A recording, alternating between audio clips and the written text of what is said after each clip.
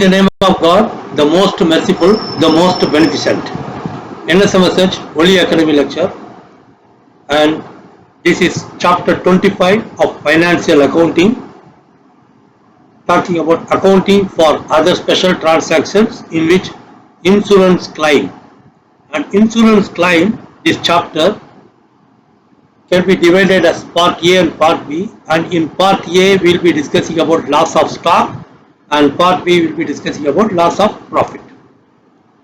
வருமுன்னர் காவாதான் வாழ்க்கை எரிமுன்னர் வைத்தூறு போலக்கெடும் என்னால பார்ப்போம். Abnormal or accidental loss. வருமுன்னர் காவாதான் வாழ்க்கை எரிமுன்னர் வைத்தூறு போலக்கெடும் என்று திருக்குறள் சொல்லுது. அது முன்னேற்பாடு இல்லாதவன் வாழ்வு நெருப்பு முன் தூசியாகும். அது நெருப்பு முன்னுக்கு வைக்கோல் போல வச்சா எப்படி எரியுதோ அது மாதிரி முன்னேற்பாடு இல்லாதவனுடைய வாழ்க்கை நெருப்பு முன் தூசியாகும். In course of running a business, an abnormal or accidental loss may occur in the form of a fire, theft, natural calamity, strike, etc. As a result, the assets of the business and mainly stock of goods are destroyed partially or wholly. Such an accident also causes a disruption of the normal business activities. Need for covering the risk. And the risk, அந்த ஆபத்து இருக்கு இல்லையா, அதை cover பண்ற need is there. To replenish the mutilated assets, the business immediately needs some money. எல்லாம் சேதாரமடைந்த அந்த சொத்துக்களை திரும்ப நம்ம சேர்க்கணும், நிரப்பணும். அதாவது பர்ச்சேஸ் பண்ணியோ இல்லைன்னா ரிப்பேர் பண்ணியோ நிரப்பணும். அதுக்கு நமக்கு பணம் தேவை. So to cover the risk of such losses, it takes on a policy with the insurance company so as to recover a part or whole of the loss by way of insurance claim. So insurance பத்தி கொஞ்சம் விரிவா தெரிஞ்சுக்கிறோம். Insurance means a contract of indemnity. அது இழப்பீடுக்கான ஒப்பந்தம். இது காப்பீட்டு ஒப்பந்தம். For transferring the risk of loss to a third party by paying a premium. ஏன்னா நமக்கு ஏற்பட்ட ஆபத்தை நமக்கு இன்சூரன்ஸ் கவர் பண்றது மூலம் அதனுடைய இழப்பீடை கொடுக்கக்கூடிய அந்த இன்சூரன்ஸ் கம்பெனிக்கு நம்ம மாத்திடுறோம். அதுக்காக தான் நம்ம பிரீமியம் கொடுத்து இந்த contract. So we are transferring the risk of loss to a third party by paying a premium. Division of insurance sectors include insurance, எப்படி general insurance and life insurance. Life insurance life insurance coverage இதெல்லாம் நம்ம பிற்பாடு விரிவா வேற ஒரு சாப்டர்ல நம்ம பார்ப்போம். And general insurance is mainly discussed here in the business class, like fire insurance, marine insurance, mediclaim, motor vehicle insurance. இந்த மாதிரி 4 கேட்டகரியில நம்ம பார்க்கலாம்.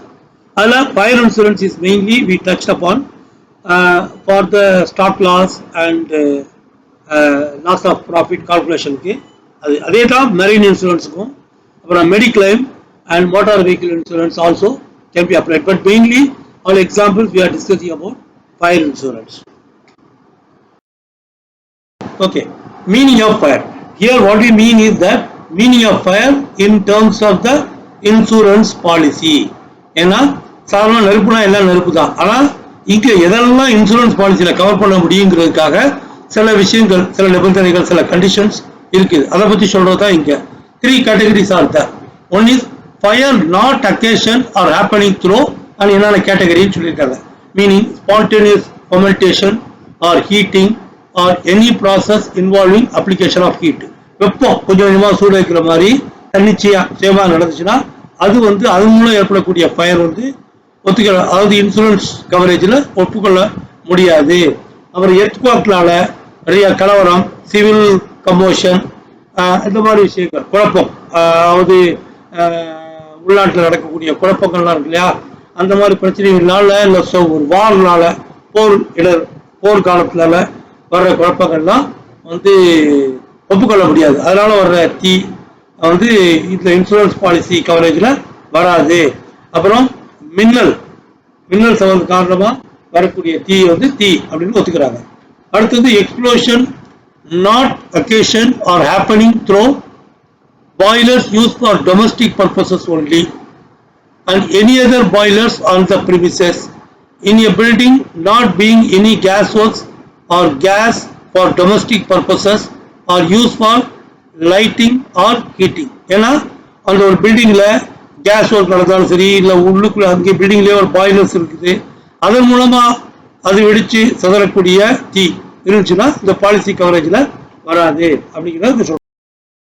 So, need for insurance policy. The policy of insurance can be made to cover any of the expected perils by agreements and payment of extra premium if any. இப்போ நம்ம முதல்ல பார்த்தோம் ஃபயர்னா என்ன, அதுக்கு உள்ள விதிவிலக்குகள்லாம் பார்த்தோம். ஆனால் அதே சமயத்தில் if you want we can have add all these things under a policy by paying extra premium அப்படிங்கிற நம்ம புரிஞ்சுக்கணும். பெரில்ஸ்னா ஆபத்து, இது என்ன மாதிரி ஆபத்தாக இருந்தாலும் அதை வந்து நம்ம இன்சூரன்ஸ் பாலிசியில் கவர் பண்ண முடியும். But there will be some extra charge. Damage may also be covered if caused by storm. அதான் நம்ம சொல்ற மாதிரி storm or tempest, புயல், சூறாவளி, flood, வெள்ளம், escape of water, impact and breakdown of machinery, எல்லாத்தையுமே நம்ம பாலிசியில கவர் பண்ண முடியும். It depends on the agreement with the insurer. Usually fire policies covering stock or other assets do not cover explosion of boilers used for domestic purposes. சொந்த தேவைக்காக use பண்ற boilers, இதெல்லாம் அதுல இருந்து வெடிச்சு வரக்கூடிய தீ, இதெல்லாம் வந்து யூஸ்வலா ஃபயர் பாலிசியில் கவர் ஆகாது. அது கவர் பண்ணணும்னா நம்ம வந்து பாலிசி அக்ரிமெண்ட்ல இருந்துச்சுன்னா அதுக்குள்ள இன்சூரன்ஸ் பிரீமியம் சார்ஜ் கூட இருக்கும். அந்த பாலிசிக்கு அவங்க சொல்ற ப்ரொடெக்ஷன் மெஷர்ஸை நம்ம பண்ணணும் அப்படிங்கிற விஷயங்கள்லாம் அதுல இருக்குது. Significance of insurance policy. What is the importance? Loss of stock plus loss of profit, இது ரெண்டும் சேர்ந்தது தான் இன்சூரன்ஸ் கிளைம். நம்ம பார்த்தோம் ஏற்கனவே. இதை பற்றி நம்ம விரிவாக பார்க்கக்கூடியதுதான் இந்த எபிசோடுடைய முக்கியமான நம்மளுடைய நோக்கம். இப்போ இன்சூரன்ஸ் கிளைம்ஸ் வந்து எப்படிலாம் இருக்கலாம்னாக்கா, it can be contract of indemnity. நம்ம வந்து என்ன வகையில் இழப்பீடு கேட்டு ஒப்பந்தம் ஏற்படுத்துகிறோமோ, that is contract of indemnity. And we can also claim for loss due to fire, flood, earthquake etcetera. Based on that we will pay the premium. அப்போ நம்ம இதெல்லாம் நம்ம விரிவாக பார்ப்போம்.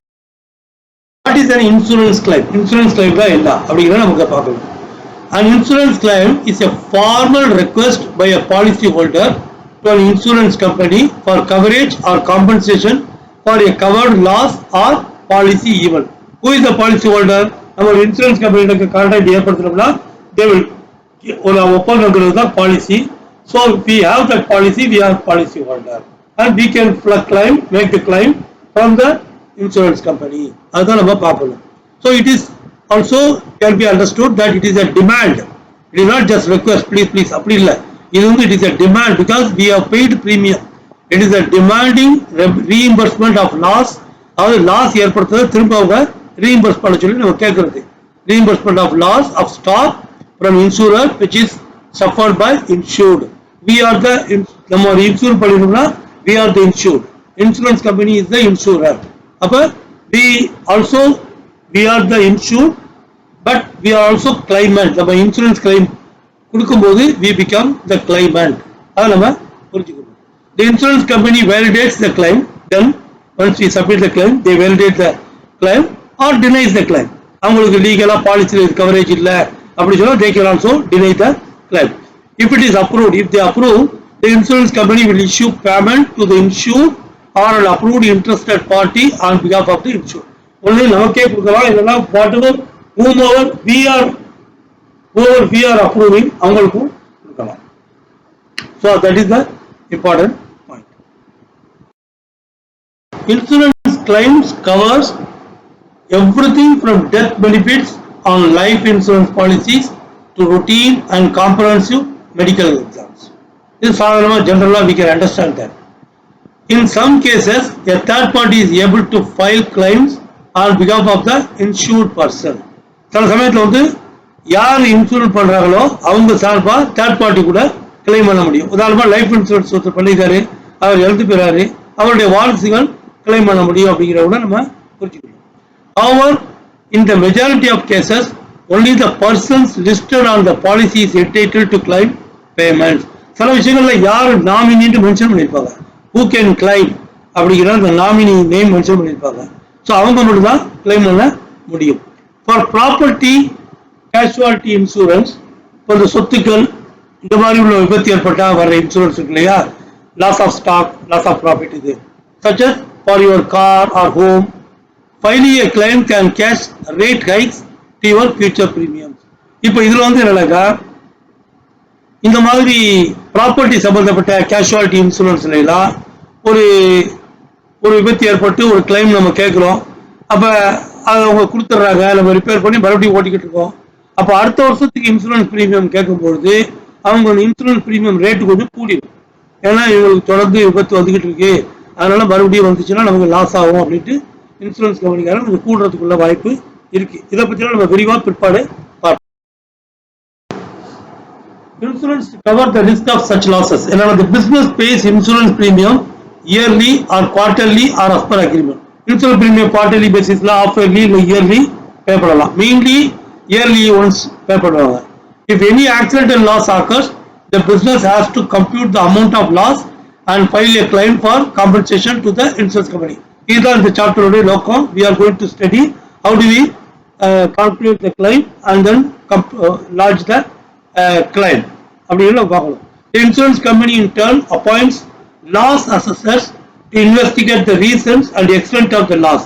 அவங்களும் வந்து loss assessors அப்பாயிண்ட் பண்ணுவாங்க, ஆடிட்டர் மாதிரி. அவங்க வந்து பார்த்துட்டு எல்லாத்தையும் செக் பண்ணிட்டு அந்த இன்சூரன்ஸ் கிளாஸ் படி, இன்சூரன்ஸ் பாலிசியில் உள்ள கிளாஸ் படி நம்மளுடைய கிளைம் இருக்குதா, அப்படிங்கிற கால்குலேஷன் எல்லாம் கரெக்டா இருக்கா அப்படின்னு சொல்லிட்டு, சும்மா ஸ்டாக் இருக்குதா அந்த வேல்யூலாம் நம்ம ப்ராப்பரா நம்ம மார்க்கெட் வேல்யூ வரைக்கும் செக் பண்ணி ஓரளவுக்கு ரீசனபிளா இருக்கா அப்படிங்கிறத அவங்க பார்க்க முடியும். Okay, as per the report of the loss assessor, insurance claims are met. And the loss assessor report கிடைச்சதுக்கு பிறகு அந்த insurance claims வந்து are met, that means paid. Damage or destruction of merchandise that a business has on its hand, அதான் loss of stock. Okay, because of the damage, the stock value of stock is lost. Of the different forms of accidental losses, loss by fire is the most common one. A fire insurance policy is taken to cover two types of losses. One is loss of assets, that means including stock, and loss of profits. And we will be covering loss of stock in this chapter, in this episode.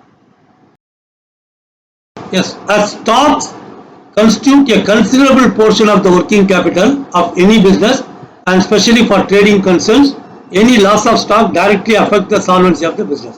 ஏன்னா அந்த trading கன்சர்ன்ல வாங்கி விற்கிறது அவங்களுக்கு வந்து stock வந்து ரொம்ப முக்கியம். It is அந்த வியாபாரத்தினுடைய தீர்வு, சால்வன்சி ஆஃப் த பிசினஸ் அந்த ஸ்டாக்கினுடைய எக்ஸிஸ்டன்ஸ்ல தான் இருக்குது. ஸ்டாக் இல்லாட்டி எல்லாம் ஆகும். சில பேர் பார்த்தீங்கன்னா நிறைய ஸ்டாக் வச்சுட்டு கஸ்டமர் இல்லாமல் உட்காந்துருப்பாங்க, ஓட்டிக்கிட்டு உட்காந்துருக்காங்கட்டு. ஆனால் இங்கே நம்ம என்ன பண்ணோம், நிறைய கஸ்டமர் இருப்பாங்க, ஏன்னா தொடர்ந்து நல்ல பிசினஸ் பண்ணியிருப்போம், ஸ்டாக் இருக்கும். திடீர்னு ஒரு நாள் தீ பிடிச்சி நம்ம இன்சூரன்ஸ் கிளைம் இல்லாததால அதை ரீகன்ஸ்ட்ரக்ட் பண்றதுக்கு ரீப்ளனிஷ் பண்ணி ஸ்டாக் எல்லாம் கொண்டு வர்ற வரைக்கும் நம்ம வந்து சரக்கே இல்லாமல் சும்மா உட்காந்துருக்க மாதிரி இருக்கும், கஸ்டமர் மட்டும் வந்து பார்த்துப்பாங்க. So that is important. So working capital அப்படிங்கிறது அந்த பிசினஸ்னுடைய ரொட்டேட்டிங் கேபிட்டல், அது வந்து ரொம்ப முக்கியம்.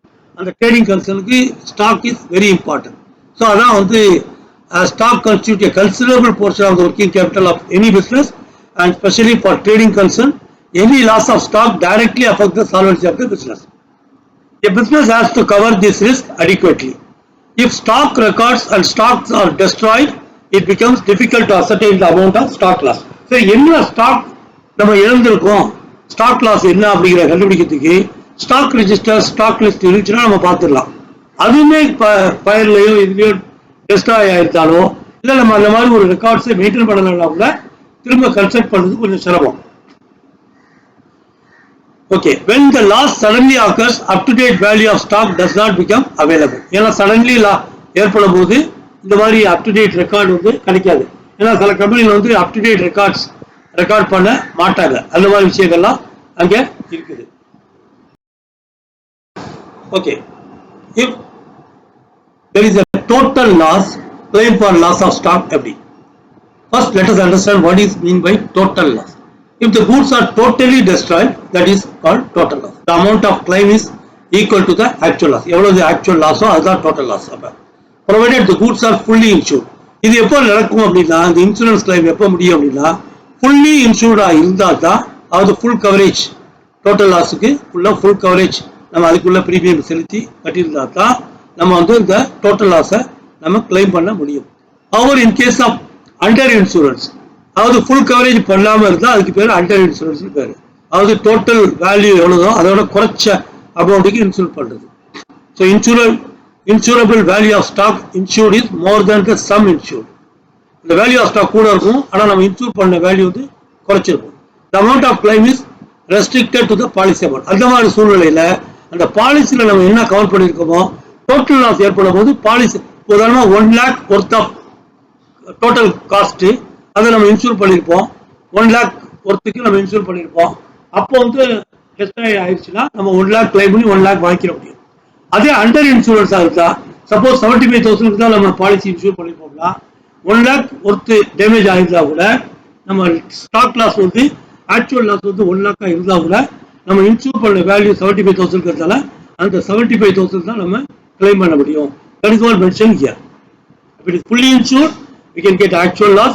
If it is under insured, actual loss or the insured amount, whichever is lower. அதுதான் claim for loss of stock if partial loss. Partial loss na if the goods are partially destroyed. The amount of claim is equal to the actual loss provided the goods are fully insured. For fully insured இருந்தா actual loss என்னவோ அது கிடைச்சிடும். அதே சமயத்துல however in case of under insurance the amount of claim will depend upon the nature of insurance policy as follows. என்ன nature of insurance policy? அந்த insurance policy can have with average class or without average class. இப்ப with average classல என்ன rule, without average classல என்ன rule அப்படிங்கறத நம்ம பார்க்கிறதுக்கு முந்தி average classல என்ன அப்படிங்கறத நம்ம முதல்ல ஷார்ட்டா தெரிஞ்சுக்கிறோம். What is average class under insurance policy? It is a class requiring that you bear a portion of any loss if your assets were insured for less than the full reinstatement value. அதான் முக்கியம். fully insuredனா full reinstatement value insurance கம்பெனில கிடைச்சிடும். அப்படி இல்ல under இன்சூரன்ஸ்னாக்கா full reinstatement கிடைக்காது. அப்போ அதனுடைய meaning என்ன, அதுல ஒரு ஆவரேஜ் கிளாஸ் பூத்தி இருந்தாக்கா so you take some responsibility, அதாவது யாரு அந்த business will take some responsibility, some portion they will cover, அந்த லாஸ் அவங்க அக்செப்ட் பண்ணிக்கிறாங்க, இன்சூரன்ஸ் கம்பெனி கொஞ்சம் அக்செப்ட் பண்ணுவோம். That is what the meaning of average class. If your property is insured for less than it would actually cost to replace it, your insurer will pay out only a percentage of your claim. அதான் அங்க முக்கியம். இத calculation நம்ம பார்த்து தெரிஞ்சுக்கணும். That is the idea. Partial loss இருந்தா without average class இருந்தா so either actual loss or some insured, என்ன இன்சூர் பண்ணிக்கணும் அந்த அமௌண்ட் ரெண்டுல எது குறைச்சலோ அந்த அமௌண்ட் உங்களுக்கு கிடைச்சிடும். With average class இருந்தாக்கா some portion you have accepted இல்லையா, அப்போ that means the loss of stock நம்ம என்ன claim பண்றோமோ that will be multiplied by sum insured divided by total cost. இதான் வந்து அந்த ஃபார்முலா. அது நம்ம some relevant points to remember. நீங்க உங்களுடைய நோட்ஸ்லயே பார்க்கலாம். If you want you can get the detailed PDF document from me and we will just quickly go through these things as like a mind mapping task. The average class applies only where the insured value is less than the total cost. Okay, insured value வந்து total cost ஓட குறைச்சிருந்தா தான் average class ஒண்ணே வரும். And not vice versa means any insured value is less than total cost doesn't mean that there is automatically an average class. அது ஒண்ணு புரிஞ்சுக்கணும். When stock records are maintained and such records are not destroyed by fire, the value of stock as at the date of the fire can be easily arrived. That is very simple. Where either stock records are not available due to the fact not maintained or destroyed by the fire, the value of stock at the date of the fire has to be estimated. Usual methods of arriving at stock value on the date of fire. அப்ப என்ன பண்ணலாம், build up a trading account. Usually when you have records of transactions, so we can build up a trading account as from the date of last accounting year. And after allowing for the usual gross profit, the figure of closing stock on the date of the fire can be ascertained as the balancing item. But in some cases, the books of accounts are just destroyed or it was not maintained and it was only built during the closing of the accounting. அப்படிங்கிற மாதிரி இருக்குது. அப்படிங்கும்போது the task of building up the trading account becomes difficult. In that case, information is obtained from the customers and suppliers and it has to be circularized to ascertain the amount of sales and purchases. எல்லா customer suppliers போய் பார்த்து அவங்ககிட்ட இருந்து தகவல் கேட்டு எவ்வளவு வித்திருக்கோம் வாங்கியிருக்கோங்கிற தகவலை build up பண்ணணும். உதாரணமாக கிரெடிட் சேல்ஸ் அப்படின்னு இருந்துச்சுன்னா அந்த கஸ்டமர் லிஸ்ட் இருக்கும், அதுல இருந்து நம்ம கண்டுபிடிக்கலாம். கேஷ் சேல்ஸ் கூட பேங்க்ல பணத்தை டெபாசிட் பண்ணிருப்போம், அதுல இருந்து சேல்ஸை கண்டுபிடிக்கலாம். அதே மாதிரி சப்ளைஸ் பர்ச்சேஸ் பண்ணியிருந்தா கூட பேமெண்ட்ஸ் இருக்கும் பார்க்கலாம், இல்ல கிரெடிட்ஸ் பர்ச்சேஸ் இருந்தாக்கா அந்த சப்ளையர்ஸ்ல இருந்து தகவலை கேட்டு பெறலாம். After the insurance company makes payment for total loss, it has the same right which the insured had over the damaged stock. இப்போ ஒரு குறிப்பிட்ட ஸ்டாக் டேமேஜ் ஆயிடுச்சு, நம்ம இன்சூரன்ஸ் கிளைம் பண்றோம், அதுல அந்த மெட்டீரியல் அப்படி இருக்குது, அதை ரீசேல் பண்ணா கூட கொஞ்சம் வேல்யூ இருக்கும். ஆனா இப்போ என்னன்னா அந்த இன்சூரன்ஸ் கம்பெனி பே பண்ணிச்சுன்னா அந்த டேமேஜ் ஸ்டாக்குடைய என்டையர் ரைட் அந்த இன்சூரன்ஸ் கம்பெனிக்கு போயிருது. தட்ஸ் கால்ட் சப்ரோகேட்டட் சொல்றது. These are subrogated to the insurance company. In practice, in determining the amount of the claim, credit is given for damaged and salvaged stock. இதை எப்படி பிராக்டிஸ்ல செய்யறாங்க அப்படின்னா, அந்த ஸ்டாக்கை நான் எடுத்துக்கிறேன் அப்படின்னு கால்குலேட் பண்ணாம அதுக்கு என்ன வேல்யூன்னு போட்டு அதை கழிச்சுக்கிட்டு இன்சூரன்ஸ் பேமெண்ட் கிடைக்கும்.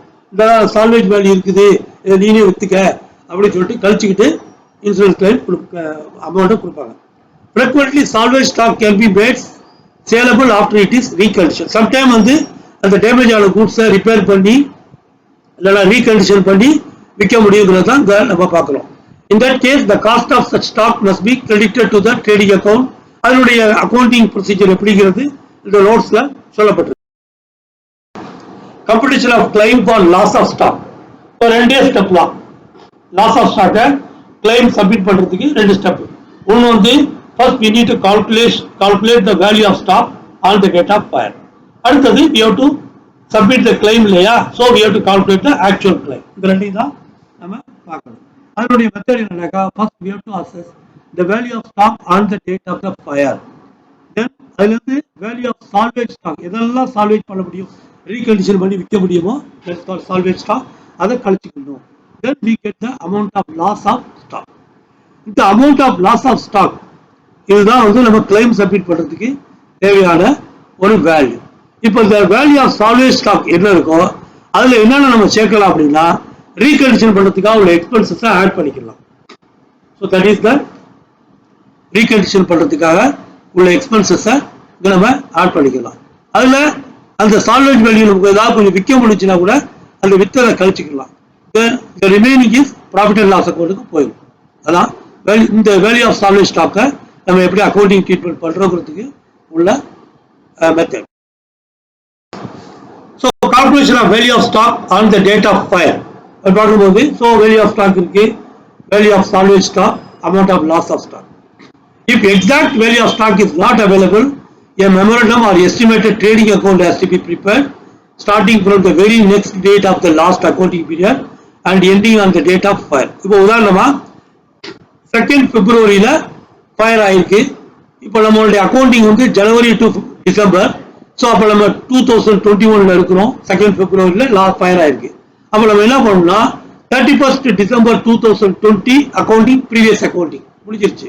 இப்போ 1st January இருந்து ஆரம்பிச்சு 2nd February வரைக்கும் இல்லைன்னா 1st February வரைக்கும் உள்ள அக்கௌண்ட்டுக்கு ட்ரேடிங் அக்கௌண்ட் நம்ம ப்ரிப்பேர் பண்ணணும் அப்படிங்கிறது தான் இதனுடைய ஸ்பெசிமென். நம்ம இதுதான் இந்த ஸ்பெசிமென். ஸோ ட்ரேடிங் அக்கௌண்ட் எப்படி வரும் அப்படிங்கிறதுக்கு உள்ள specimen. First memorandum of trading account கூட சொல்லலாம். So from the first day of the current accounting year to the date of fire, இதான் நம்ம ப்ரிப்பேர் பண்ணணும். இதான் தான் ஃபார்முலா மெத்தட் ஒரு ட்ரேடிங் அக்கௌண்ட்.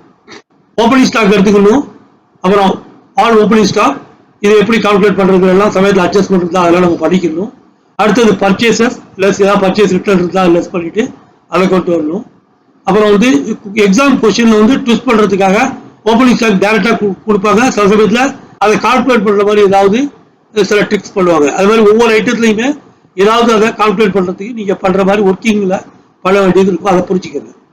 அப்புறம் மெயின் ஃபார்முலா இதான், opening stock plus purchases plus any other expenses, அதாவது டைரக்ட் எக்ஸ்பென்சஸ் இல்லையா, வேஜஸ் இந்த மாதிரி இது. அப்புறம் இந்த கிராஸ் ப்ராஃபிட் எப்படி நம்ம கால்குலேட் பண்றோம் அப்படிங்கிறத நம்ம காமிக்கிறோம், நம்ம மெத்தட நம்ம பார்ப்போம். Calculate at usual rate on sales, அதை வச்சு நம்ம எப்படி போன வருஷத்தினுடைய சேல்ஸ்ல நமக்கு எவ்வளவு ட்ரேடிங் அக்கௌண்ட் எவ்வளவு கிராஸ் ப்ராஃபிட் கிடைச்சிச்சோ அப்படின்னா என்ன பர்சன்டேஜ் நம்ம சம்பாதிச்சிருப்போம் அப்படிங்கிறத வச்சு கால்குலேட் பண்ணக்கூடிய method. I will show it in the example. அப்புறம் இந்த சைட்ல சேல்ஸ் என்ன நடந்திருக்கு அந்த டேட் வரைக்கும், ஸ்டாக் எவ்வளவு இருந்துச்சு, அதாவது க்ளோசிங் ஸ்டாக் ஓகே, இதே கன்சைன்மெண்ட் அக்கௌண்ட் இருந்தால் இல்லைனா சேல் ஆர் ரிட்டர்ன் அப்படிங்கிற பேஸில் அனுப்பப்பட்டதா இருந்தால் அந்த ஸ்டாக் அதெல்லாம் நம்ம வாங்கிக்கணும். ஸ்டாக் ஆன் கன்சைன்மெண்ட் இருந்துச்சுனாக்கா அதெல்லாம் வெளி இடத்துல இருக்கும், அந்த ஸ்டாக்குடைய டீட்டெயில். அப்புறம் நம்மளுடைய க்ளோசிங் ஸ்டாக், 3 வகையான ஸ்டாக் இருக்கிறதுக்கு வாய்ப்பு இருக்கு.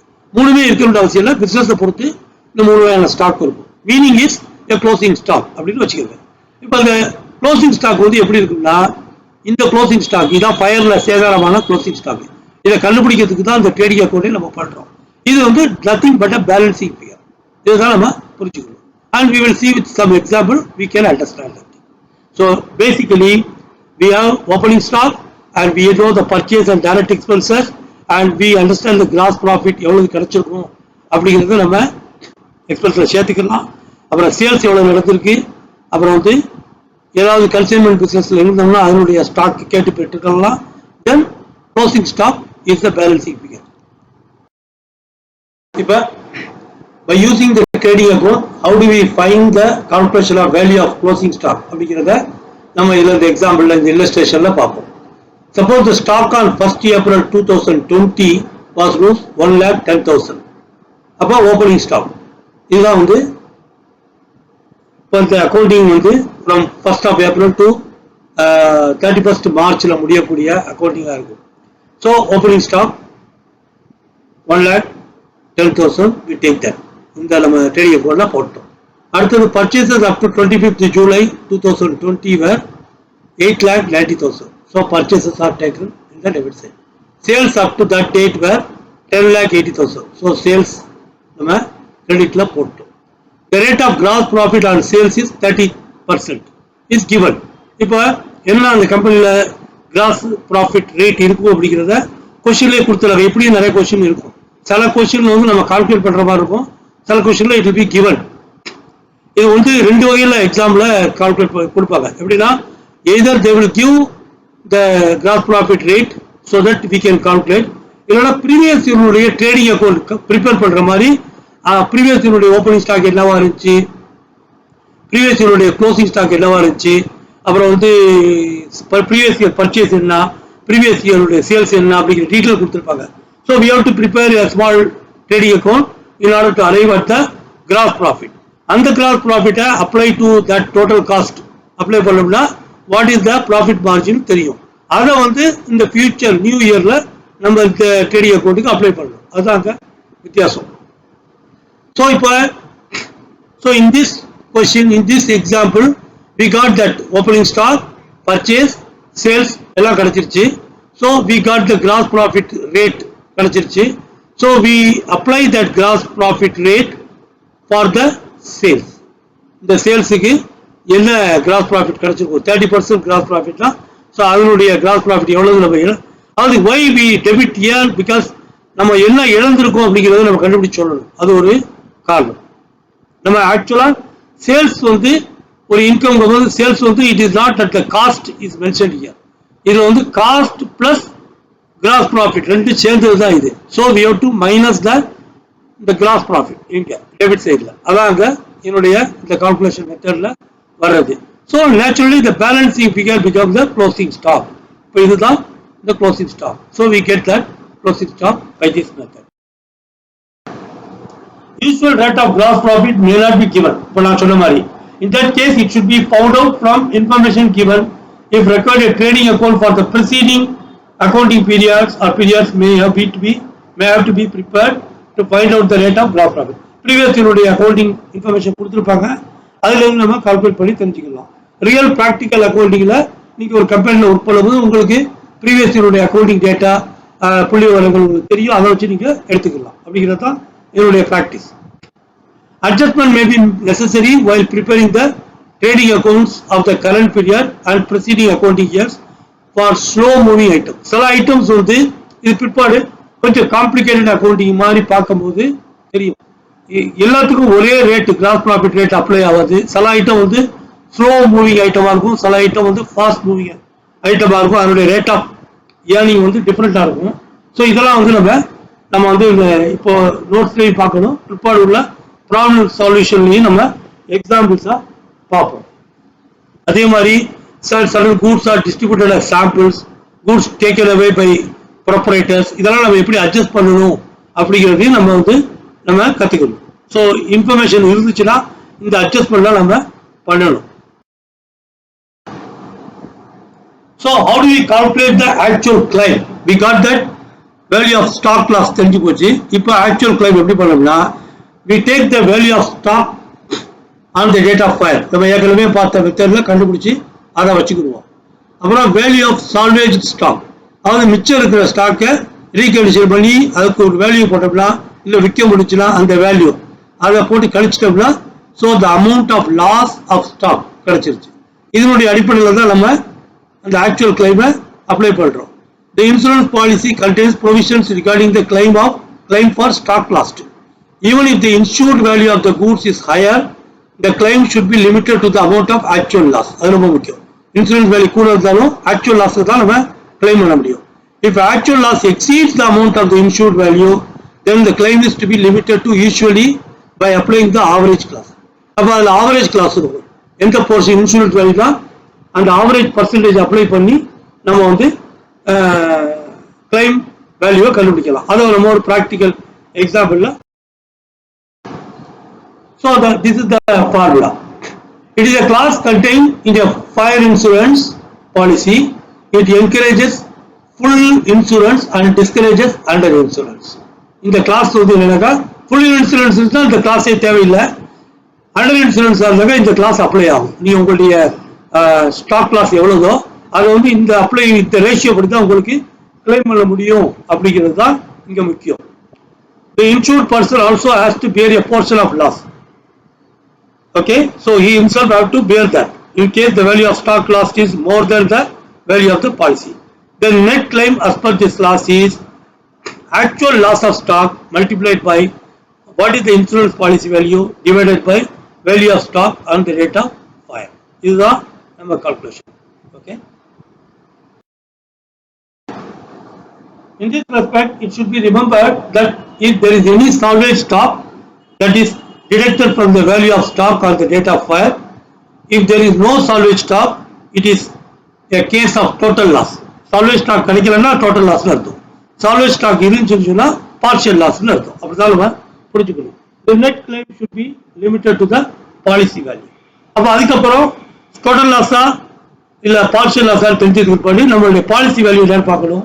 ஃபுல் பாலிசின்னு சொன்னா அதே வேல்யூ, இல்ல ஃபுல் பாலிசி கிடையாது அண்டர் இன்சூரன்ஸ் அப்படிங்கிற மாதிரி இருந்துச்சுன்னா அப்ப ஆவரேஜ் கிளாஸ் இல்லவோ அதுக்கு தகுந்த மாதிரி நம்ம ஏற்கனவே பார்த்த ரேஷியோ அப்ளை ஆகும். Average class cannot be applied in case of policy value is equal to or more than the actual stock. இப்போ actual stock loss விட more policy value ஆல்ரெடி கூடுதலா இருந்தா நம்ம ஆவரேஜ் கிளாஸ் அப்ளை பண்ண வேண்டிய அவசியம் இல்லை. Because policy value is already more. அப்படிங்கும்போது நம்ம அந்த அமௌண்ட் நம்ம கிளைம் பண்ண முடியும் அப்படிங்கிறத பார்க்கலாம். அப்புறம் elimination of abnormal and defective items. Goods which cannot fetch the usual rate of gross profit are considered as unusual or abnormal items. எந்த கூட்ஸ் ஆகுது அதுல கிராஸ் ப்ராஃபிட் வராது, அதே காஸ்ட் அடிப்படைதா அப்படின்றதா அது ஒரு அப்நார்மல் ஐட்டம், அன்யூஷுவல் ஐட்டம். ஏன்னா usually tradable item profit இல்லாமல் நம்ம விற்க மாட்டோம். பிசினஸ் மோட்டிவே அதுதான். ஸோ அதை நம்ம புரிஞ்சுக்கணும்.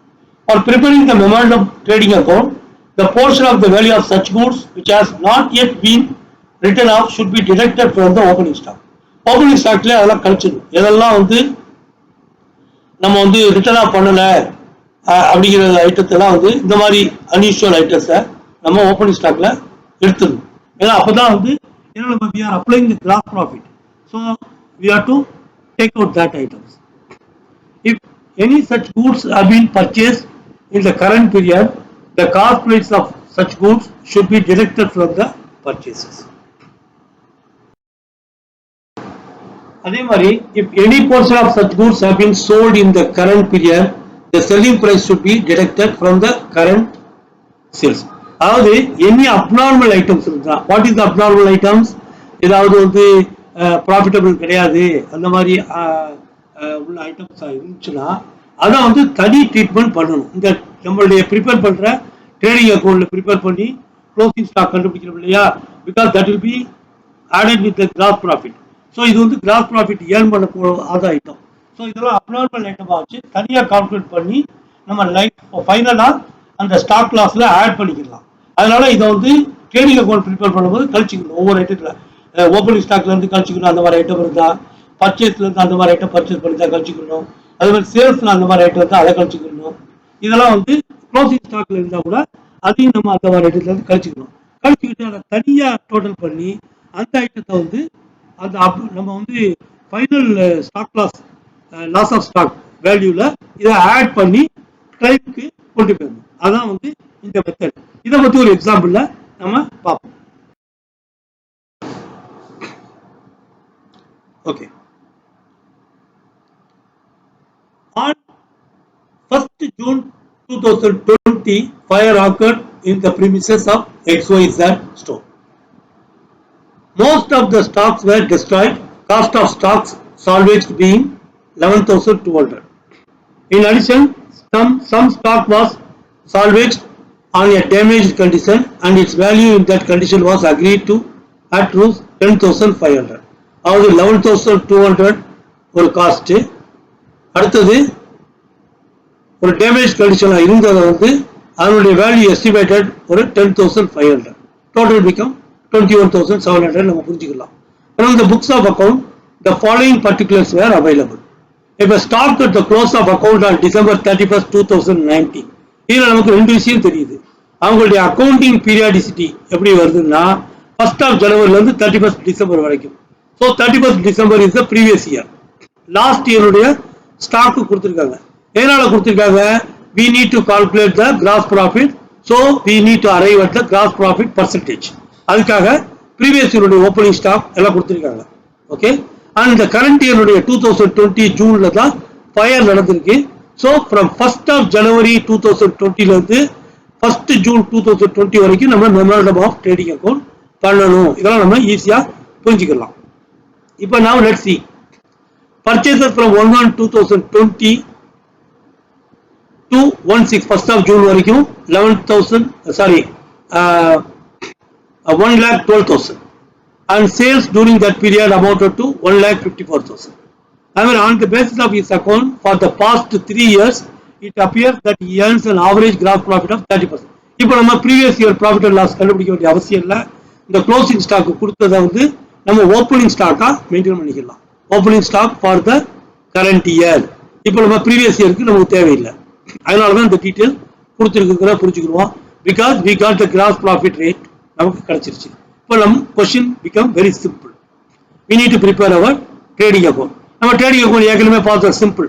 Opening stock, purchases, direct expenses, அப்புறம் வந்து கிராஸ் ப்ராஃபிட் கால்குலேட் பண்ணி அந்த வேல்யூ, அப்புறம் இங்கிட்ட சேல்ஸ், அப்புறம் பேலன்சிங் ஃபிகர் வந்து க்ளோசிங் ஸ்டாக். ரொம்ப சிம்பிள், நம்ம தெரியும், மைண்ட்ல வச்சிருக்கோம். இப்போ இதை வந்து இந்த ஃபிகரை வந்து நம்ம அந்த வகையில் அப்ளை பண்ணோம்னா நமக்கு we will get that the stock loss value கிடைச்சிடும். இப்போ நம்ம உண்மையோட பார்ப்போம். First let us take the opening stock. இப்போ அது கொடுக்கப்பட்ட value stock at the closing 31st December உள்ளதான opening of the next year. So 83,500 பண்ணியாச்சு. நெக்ஸ்ட் இது நம்ம முடிச்சாச்சு ஆல்ரெடி. ஸோ அதை டிக் பண்ணிக்கங்க. Okay.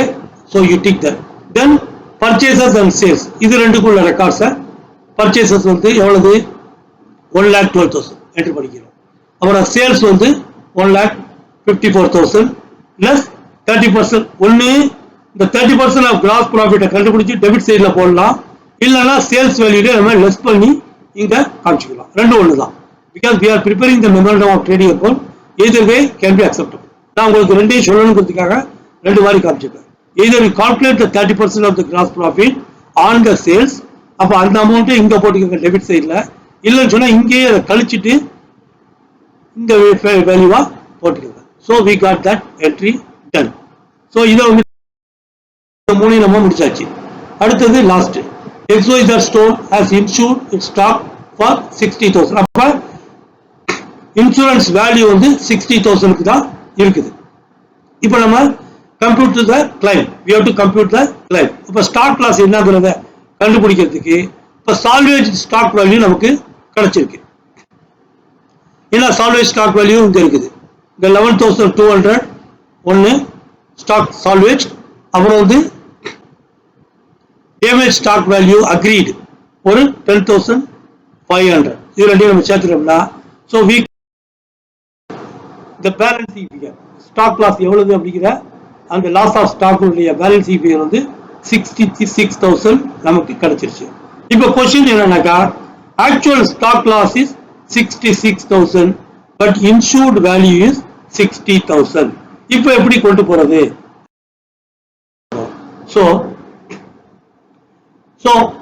this is the formula. Amount of claim வந்து loss of stock which is 66,000 and multiplied by insured amount which is 60,000 divided by the total stock value. எப்படி total stock cost எப்படி கண்டுபிடிக்கிறோம்?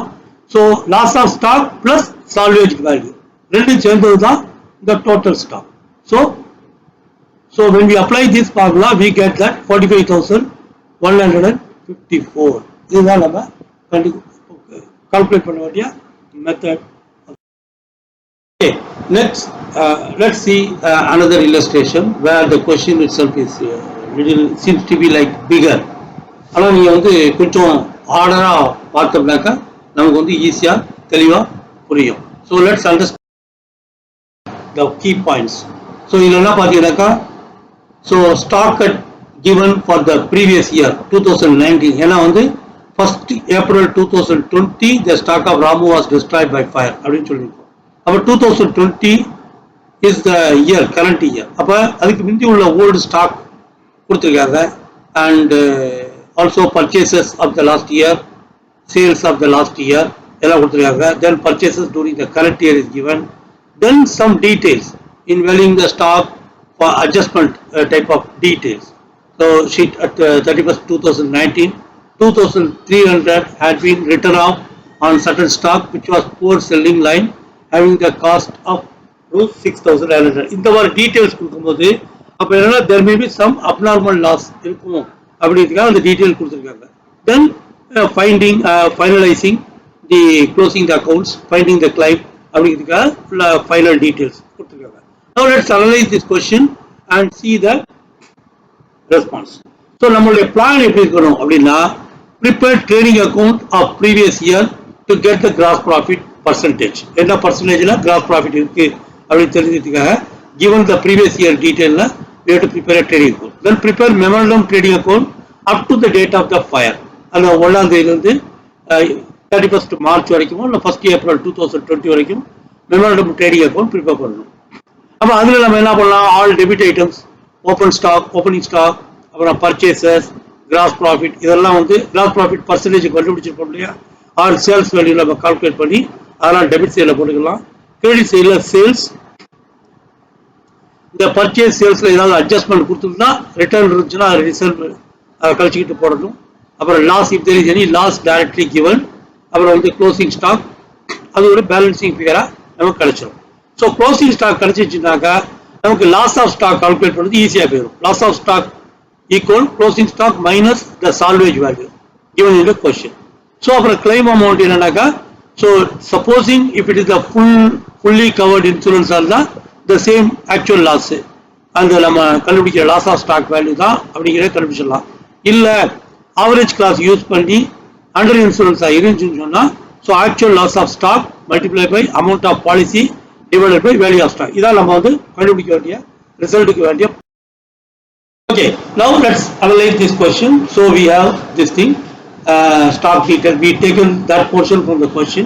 நம்ம இத பார்த்துட்டு அந்த first நம்ம trading account for the previous year prepare பண்ணிட்டு இதெல்லாம் டிக் பண்ணிட்டு next part இந்த questions நம்ம போகலாம். அதுக்காக உங்களுக்கு விசிபிளா ஸ்கிரீன்ல எப்படி காமிச்சிருக்கேன். So from the above details we prepare the trading account of the previous year to get the gross profit.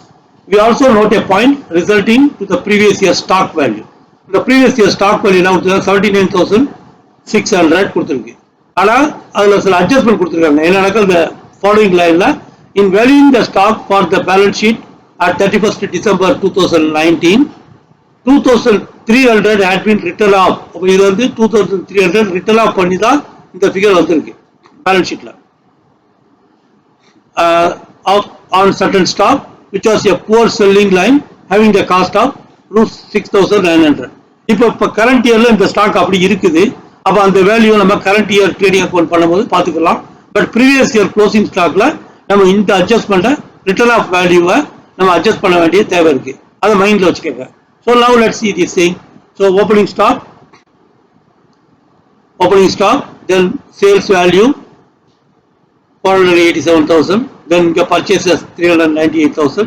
So closing stock வந்து the 79,600 plus return of value 2,300. அது 81,900. So balancing figures தான் gross profit. 97,400 is the gross profit. இப்போ இதை வச்சு based on this sales value க்கு what is the percentage of gross profit? We arrive at the gross profit percentage by taking the gross profit balancing figure 97,400 divided by the sales figure 487,000 and multiplied by 100 to see the percentage. Okay. இப்போ நம்ம trading account previous year கண்டுபிடிச்சு gross profit percentage நம்ம தெரிஞ்சுக்கிட்டோம், 20% தெரிஞ்சுக்கிட்டோம். So those items belonging to the previous year அதை வந்து நம்ம delete பண்ணிக்கிறோம், டிக் பண்ணிக்கிட்டோம். Okay, question plan. ஸோ நம்ம தெளிவாக பாக்கி டிரான்சாக்ஷன் இருக்குது, அதை நம்ம தெரிஞ்சுக்கிட்டு so will continue with our solution. இப்போ வந்து so let's see memorandum of trading account for the current year, but since we have abnormal items, so அப்போ வந்து நம்ம ஒரு காலம் ஆட் பண்ணிக்கிறோம், normal and abnormal and total. Total தான் நமக்கு மெயின். இப்போ நார்மல் அண்ட் அப்நார்மலாக பிரிச்சுக்கிறோம். இந்த same type of same format of memorandum of trading account. டைட்டில்லாம் நீங்கள் பார்த்து எழுதிக்கங்க ப்ராப்பராக. So this is the debit area, this is the credit area. இப்போ வந்து let's take the opening stock which is the closing stock of the previous year. So அப்போ வந்து எவ்வளவு இருக்குது? So 79,600. இந்த 79,600ல இப்போ வந்து 2,300 ரிட்டர்ன் ஆஃப் வேல்யூ அதையும் சேர்த்தோம்னாக்கா நமக்கு 81,900 அப்படிங்கிற டோட்டல் ஃபிகர் கிடைக்குது. அதுதான் நம்ம last year trading account close பண்ணும்போது வந்த க்ளோசிங் ஸ்டாக் வேல்யூ. அது நம்ம டோட்டல்ல கரெக்டா போட்டுட்டோம். இப்போ இங்க என்ன பண்ணுவோம்? there is an abnormal item given. இதை டிக் பண்ணிட்டு இந்த 6,900 abnormal item because it is a poor selling line having the cost. So same gross profit margin கொடுக்காது இது poor selling. so அதனால வந்து இது 6,700 abnormal ஐட்டத்துல போட்டுட்டோம். the remaining value is 75,000 அப்படி நம்ம போட்டுக்கணும். அடுத்தது purchases and sales கொடுக்கப்பட்டிருக்கு. so 1,62,000. so 1,62,000 and 2,31,200 அதுல நம்ம கொடுத்துறோம். அதுல பாத்தீங்கன்னா இந்த டீடைல்ஸ்ல இந்த sales ஐட்டத்துல there is a poor selling item, a portion of the goods are sold in March at loss of 250. அப்ப loss of 250 ன்னு சொன்னா என்ன அர்த்தம்? profit margin கிடையாது. already it is loss, it is not even a break even point கூட கொடுக்கல, அது equal to the cost value கூட விக்கல. 250 லாஸ்க்கு அப்போ ஒரிஜினல் காஸ்ட் வந்து 3,450, 250 லாஸ்னா 3,200க்கு தான் வித்திருக்கோம். ஸோ அந்த அமௌண்ட் இங்க கொடுக்கணும். ஸோ அந்த அமௌண்ட் இங்க போட்டுட்டு கொடுக்கப்பட்ட சேல்ஸ் வேல்யூல அதை கழிச்சுட்டு நம்ம வந்து 2,31,200ல இந்த 3,200 கழிச்சுட்டு மீதி வர்றது நார்மல் சேல்ஸ். இதையும் நம்ம அங்க போட்டுருவோம். ஸோ இந்த 250 கழிச்சோம் இல்லையா loss, that loss we will accommodate here in the credit side. Loss நம்ம கிரெடிட்ல பேர் பண்ணிக்கிறோம். அடுத்தது the gross profit 20% சொல்ல முடியா? சோ இந்த நார்மல் சேல்ஸ் வேல்யூல 20% தான் நமக்கு கிடைச்சிருக்கும் கிராஸ் ப்ராஃபிட் ஒரு அசியூம் பண்ணாக்கா. ஏன்னா நம்ம இன்சூரன்ஸ் கிளைம் பண்றதுக்காக தான் இந்த பர்சன்டேஜ் நம்ம அப்ளை பண்றோம். எங்களுக்கு ஸ்டாக்ல குறைஞ்சதுக்கு இந்த அளவுக்கு எங்களுக்கு ப்ராஃபிட் கிடைச்சிருக்கும் அப்படிங்கிறதுக்காக போடுறது தான் இது. ஸோ 20% அப்ளை பண்ணி 45,600 வருது. Now the balancing figure is the closing stock. Okay, closing stock வந்து இதனுடைய பேலன்ஸ்ல வந்து அப்நார்மல் ஐட்டம்ஸ்ல என்ன க்ளோசிங் ஸ்டாக் இருக்கு அண்ட் நார்மல் ஐட்டம்ஸ்ல என்ன க்ளோசிங் ஸ்டாக் இருக்கு. அப்படி அப்நார்மல் ஐட்டத்துல என்ன க்ளோசிங் ஸ்டாக் இருக்குங்கிறதோ நமக்கு இங்க டீடைல். நார்மல் ஐட்டத்துல க்ளோசிங் ஸ்டாக் இருக்குது 54,600 அப்படிங்கிற டீடைல் கிடைச்சது. ரெண்டு சேர்ந்து 58,050 அப்படிங்கிற டீடைல். ஓகே, now இப்போ क्वेश्चनல உள்ள நம்ம whatever the treatment we have done we have ticked. ஒரு ட்ரேடிங் அக்கௌண்ட் ப்ரிப்பேர் பண்ணி ப்ரீவியஸ் இயர் கண்டுபிடிச்சி கிராஸ் ப்ராஃபிட் அதனுடைய டிரான்சாக்ஷனை டிக் பண்ணியாச்சு. அடுத்தது memorandum of trading account current இயருக்கு up to the stock closing stock value fine பண்ணுற வரைக்கும் ஒரு டிரான்சாக்ஷனை டிக் பண்ணியாச்சு. So the remaining item talking about the salvage value ஒரு 5800. Now we have to find out the claim value. அதுதான் நம்ம கண்டுபிடிக்கணும்.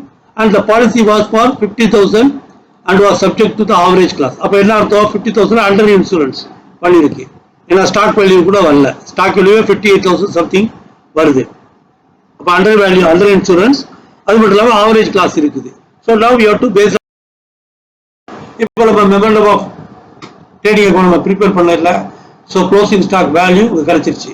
So we take value of stock 58,050 and salvage value was given 5,800. அதை கழிச்சிடணும். கழிச்சுட்டா loss of stock 52,250. So based on which we have to calculate the claim amount. Claim amount is subject to the average class amount of the policy, which is 50,000, divided by value of stock, which is 58,050, multiplied by actual loss of stock. Okay, so actual loss of stock is 52,250. So for the calculation of apply formula, we get the claim amount is 45,004. Is the answer. So claim for loss of stock இப்போ நம்ம படிச்சது ஒரு summary மாதிரி புரிஞ்சுக்கணும்னா, so the amount of claim in case of goods are fully insured இருந்தா, so total loss, partial loss, இதுல எதுவோ அந்த actual loss நமக்கு கிடைச்சிடும். total loss ஆ total loss கிடைச்சிடும். partial loss ஆ அந்த partial loss தான் actual loss, அது நமக்கு கிடைச்சிடும். fully insurance இருந்தா. amount of claim in case of under insurance இருந்தா, so total loss தான் restricted to the policy amount. total loss கிடைக்காது. இப்போ 75,000 டோட்டல் லாஸ், ஆனால் இன்சூர்ட் வேல்யூ 50,000 கிடைச்சிடும். அவ்வளோதான் இது. அதே இது பார்ஷியல் லாஸாக இருந்தால் வித்தவுட் ஆவரேஜ் கிளாஸ் இல்லை with average clause. Without average clause இருந்துச்சுன்னா actual loss or sum insured whichever is lower லோயர். அப்போ வித் ஆவரேஜ் கிளாஸ் ஆனால் நம்ம பார்த்துக்கிற formula loss of stock multiply by sum insured divided by total cost. இதுதான் அந்த important points to remember for the students. இது வந்து சப்ஜெக்டிவ் டைப் எழுதுறதுக்கும் சரி, கால்குலேஷன் எல்லாத்துக்குமே. Stock records are maintained. So value of the stock at the date of the fire can be easily arrived. இப்போ maintenance is there, ஈஸியாக இந்த மாதிரி நம்ம trading அக்கௌண்ட்லாம் calculate பண்ண வேண்டியது இல்லை. டைரெக்டாக நம்ம கிளைம் அமௌண்ட் கால்குலேஷனுக்கு போயிடலாம். Stock records are not available or destroyed by fire, trading account is prepared. இதை நம்ம புரிஞ்சுக்கணும். Okay, after allowing for the usual gross profit, closing stock ascertained as balancing item. நம்ம எக்ஸாம்பிள்ல பார்த்த மாதிரி books of account are destroyed ஆயிடுச்சுன்னா trading account preparation is difficult. ஏன்னா ரொம்ப கஷ்டம். But we can obtain the information from customers and suppliers to ascertain the amount of sales. இதெல்லாம் நம்ம பார்த்தோம். Insurance company makes payment. இப்போ இன்சூரன்ஸ் கம்பெனி பேமெண்ட் கொடுத்தாங்கன்னா அவங்க என்ன பண்ணுவாங்கன்னா டேமேஜ் ஸ்டாக்கை அவங்க எடுத்துட்டு போறதுக்கு அவங்க ரைட் வந்துருச்சு. அது என்ன பண்ணுவாங்கன்னா ரெண்டு வழி இருக்கு. ஒன்று, நீங்க கேட்குற கிளைமை கொடுத்துட்டு டேமேஜ் ஸ்டாக் அவங்க எடுத்துட்டு அவங்க வித்துக்கலாம். இல்லைன்னு சொன்னா டேமேஜ் ஸ்டாக்கு ஒரு சால்வேஜ் வேல்யூ போட்டு அது உங்களுடைய கிளைம் அமௌண்ட் கழிச்சுக்கிட்டு உங்களுடைய ஸ்டாக் லாஸை கால்குலேட் பண்ணலாம். அப்புறம் salvage stock is made saleable after it is recondition. இந்த சால்வேஜ் வேல்யூ ஸ்டாக் இருக்குல்ல, அதை வந்து ரீகண்டிஷன்ஸ்ல எக்ஸ்பென்ஸ் பண்ணி ரீஃபர்பிஷ் பண்ணி திரும்ப விற்கிறதுக்குள்ள வாய்ப்பு இருக்கு. Cost of such stock credited to அந்த மாதிரி சூழ்நிலையில cost of such stock credited to the trading account and debited to the salvage stock account. அப்போ ட்ரேடிங் அக்கௌண்ட் கொண்டு அது ஒரு பிசினஸ் மாதிரி ட்ரேடிங் அக்கௌண்ட் கொண்டு வந்து அதுக்குள்ள எக்ஸ்பென்ஸை டெபிட் பண்ணிக்கிட்டு அதில் உள்ள profit and loss account. Thank you. எல்லா புகழும் இறைவனுக்கே. Please mail or WhatsApp your questions. These kind of chapter are little, the problems, solutions are little, seems to be difficult for the beginners. So அந்த மாதிரி டைப்ல exercise எல்லாம் நீங்க students apply பண்ணுங்க based on our lectures. நீங்க apply பண்ணி உங்களுக்கு டிஃபிகல்ட்டா இருந்தா எனக்கு இமெயில் அனுப்புங்க, or you just go to the YouTube channel comment box and send me. So என்னுடைய ஸ்டூடெண்ட்ஸ் கேட்கிறவங்களுக்கு நான் அப்படியே ஒரு PDF டாக்குமெண்ட் அனுப்புறேன். அந்த சொல்யூஷனை போட்டு எக்ஸ்பிளைன் பண்ணி PDF டாக்குமெண்ட் அனுப்பிக்கிட்டு இருக்கேன். உங்களுக்கும் அதனுடைய காப்பிகள் நான் வந்து என்ன ப்ராப்ளம்ஸ் நீங்க மென்ஷன் பண்ணிக்கா, எந்த ஸ்டடி நோட்ல அப்போ CA மெட்டீரியல்னா CA மெட்டீரியல்ல, CMA மெட்டீரியல்னா CMA மெட்டீரியல்ல, இல்லை if it is not covered in first 11th standard 12th standard அப்படி இருந்தா இல்லை யூஜி பிஜி டிகிரியில் இது மாதிரி ஒரு மாடல் கொஸ்டினோ இல்லை இதே கொஸ்டினோ உங்களுக்கு ஏதாவது ஒரு கொஸ்டின் இருந்துச்சுன்னா அதுக்கு டவுட் இருந்துச்சுன்னா அந்த கொஸ்டினை அப்படி காப்பி பண்ணி எனக்கு அனுப்புங்க. நான் ஏற்கனவே சால்வ் பண்ணி அனுப்பியிருப்பேன், அதை காப்பி உங்களுக்கு அனுப்பி வைக்கிறேன். இல்லைன்னா கூட அதனுடைய மாடலோ இல்லை அதே கொஸ்டினையோ நான் சால்வ் பண்ணி உங்களுக்கு பிடிஎஃபாக அனுப்பி தருவேன். So this is what I am doing for my students. I can do also those students who are requesting through ஏன்னா வேர்ல்டு வைடா பார்த்துக்கிட்டு இருக்காங்க என்னோட யூடியூப்ல. ஸோ அவங்களுக்கும் சில இன்ஸ்டியூட்ல கூட வச்சு எல்லா ஸ்டூடெண்ட்டும் பார்க்குறாங்க. ஸோ அவங்களுக்குலாம் வந்து அந்த institute lectures please collect those kind of doubts and if your professors lectures can give the answer that's fine. அது இல்லை முடியல இது பெண்டிங்ல இருந்துச்சுன்னு சொன்னால் எனக்கு அனுப்பி தாருங்கள், நான் வந்து உங்களுக்கு பதில திருப்பி அனுப்பி தரேன். You can demonstrate to them. Okay, educate by sharing. Okay, my email address nsmsh@yahoo.com, website address nsmsh.net.